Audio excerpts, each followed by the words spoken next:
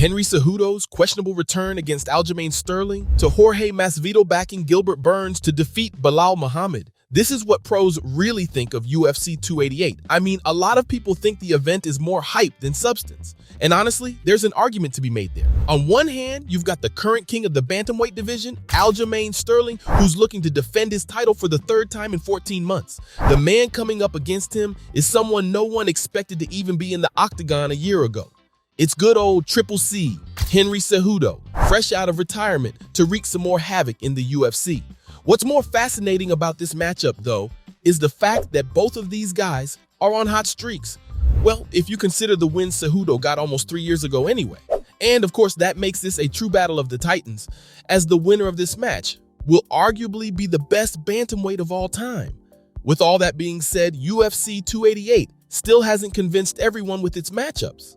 In fact, a lot of people think it's a hype job because one, with the Darius versus Oliveira fight being moved to UFC 289, there just isn't much else to be excited for. Not to mention, Cejudo just waltzing back in and getting a title shot straight away is just bizarre. Oh, and I'm not the one saying it, because some pros think that his return is actually bad for business. UFC commentator John Anik, for example, is unsure about the former champ's intentions heading into UFC 288. After all, who's to say that he won't just walk away after winning this, just like he did 3 years ago against Dominic Cruz? What's more, Anik thinks that even though Cejudo's content creation hustle is going pretty well, he's only back because he still wants to make more money. Now, it's debatable whether that's good or not. However, according to MMA Fighting's Sean Al-Shadi, it's bad for business. Why? Well, he thinks that while Cejudo's return is great for generating hype and drawing eyeballs in the short term, that may not be enough to sustain his star power in the long run. After all, despite the fact that Sterling isn't exactly a fan favorite, at least he's still an active champ who fights contenders and keeps the bantamweight train moving. Besides, if Triple C does end up becoming the champ, what does it say about the overall status of the UFC? Like, can anyone just retire, do whatever they want for 3 years, and come back to get a title shot ahead of the other contenders? Not to mention, what does it say about Cejudo himself? Like, doesn't that sort of give the idea that the guy himself isn't quite sure where he's going? In fact, even Aljamain Sterling thinks that his opponent isn't fully ready yet. Now, Sterling recently bumped into Cejudo in a hotel lobby, and while these guys had a pretty friendly interaction, Aljamain's takeaway from the meeting wasn't exactly favorable for the king of cringe. Speaking on MMA Hour, he said that Triple C seemed like he wasn't fully confident and was saying things that didn't need to be said, like the fact that he had a great camp and all that. For him, these are the sorts of things you say when you're not fully confident about your future. What's more, Sterling also talked about how he was very surprised when the matchmakers, including Dana White, told him he'd be fighting Henry Cejudo for the title. After all, he was originally supposed to go against Sean O'Malley. The bantamweight champion then added, sure, Triple C may have been a great former champion, but these days he makes YouTube videos. So, is anyone actually supposed to take him seriously? Besides, he hasn't even been in the USADA testing pool for very long, which makes this fight all the more questionable for both the UFC and Cejudo himself. Oh, and yeah, Sterling wasn't the only guy who thought this matchup was a bit weird. Sean O'Malley, for instance, turned down the backup role for this fight. Though again, that's understandable since he was originally supposed to be fighting Sterling. So, essentially, Cejudo's return stripped him of a title fight at UFC 288. Besides, for him, while the backup role was definitely on the cards, he just didn't want to go into something as a secondary option, not knowing if he was even going to use his training for an actual fight. He said that he couldn't just spend months training and focusing on his diet and all that if he wasn't going to fight. So instead, he has ironed out the details with Dana White, and now he's set to face the winner of the Sterling versus Cejudo bout. That's not all, however, because UFC 288 and everything it entails has been so sensationalized over the past month or so that people actually think it shouldn't be happening at all. But of course, there are those who can't wait to see Triple C return to the octagon, like Joe Rogan. Now, the UFC commentator had the Sandman, Corey Sandhagen, on his podcast recently, and initially, Corey was a bit resentful toward the idea of Cejudo's return. Rogan, on the other hand, was a lot more excited about the prospect and kept going on and on about just how big of a star Henry Cejudo was.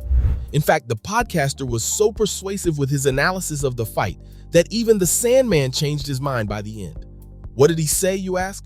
Well, Rogan obviously started off by saying that it sucks for other contenders in the bantamweight division, because this guy takes up one of the top spots without competing for 3 years.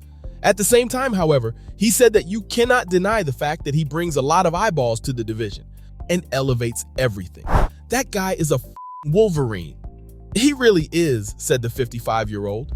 Sandhagen also chimed in at this point, saying that while Cejudo tries to be dorky, doing all the shifty-eyed stuff that shows he's not actually that focused, in reality, he is an insane fighter.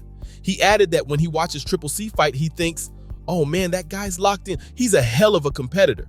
I mean, even Matt Brown thinks Cejudo's going to destroy Sterling and then go on to beat Sean O'Malley, which goes to show that people are still rooting for him after all these years.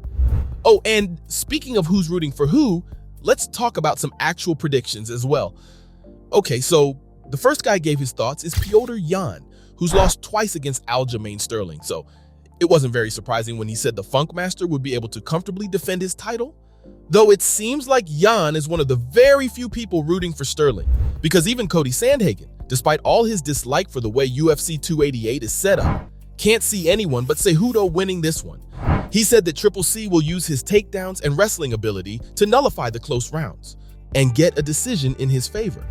Number 5 ranked bantamweight Marlon Vera also echoed the Sandman's sentiments, saying that Cejudo's got better striking and a better base. So if he's able to stay on his feet and neutralize Sterling's wrestling, he's got this fight in the bag. Oh, and yeah, Henry Cejudo himself is also very confident because, according to him, his superior IQ just makes him a better fighter in the octagon, and he's got better power, speed, experience, grit, and technique as well. That being said, Masvidal. While this is easily the fight to watch at UFC 288, there are some other fascinating matchups too, like the bout between Gilbert Burns and Belal Muhammad. Now, this is the co-main event, and the winner of this fight will probably be the #1 contender for the welterweight title. So who's going to be the one to challenge Leon Edwards after UFC 288? Well, Jorge Masvidal seems to think that this is anyone's fight. Speaking with MMA Junkie, he talked about how Gilbert Burns has a slight edge over Belal overall, but concluded that it's still going to be super tough. For him, Belal's got better stamina and is arguably better in the grappling department as well. Gilbert, however, still has the thing that counts the most, power, which, according to Masvidal, is going to be what separates these two guys at the end. Oh, and Gamebred was just pretty high on Burns anyway. After all, UFC 288 will be Gilbert's 3rd fight in 2023 already. So, for Masvidal, the fact that Durinho continues to be so active in the UFC and is willing to get down and dirty to fight anyone who comes against him, yeah, that's commendable. I mean, he's right, Burns just had the biggest win of his career against Masvidal at UFC 287, and he could have easily sat out until a title shot. Honestly, while people may have their doubts about the whole setup of UFC 288, you can't deny that it doesn't have some absolute banger matchups. And there you have it. From Jorge Masvidal backing Gilbert Burns to defeat Belal Muhammad, to the questionable return of Henry Cejudo against Aljamain Sterling, this was what pros really think of UFC 288.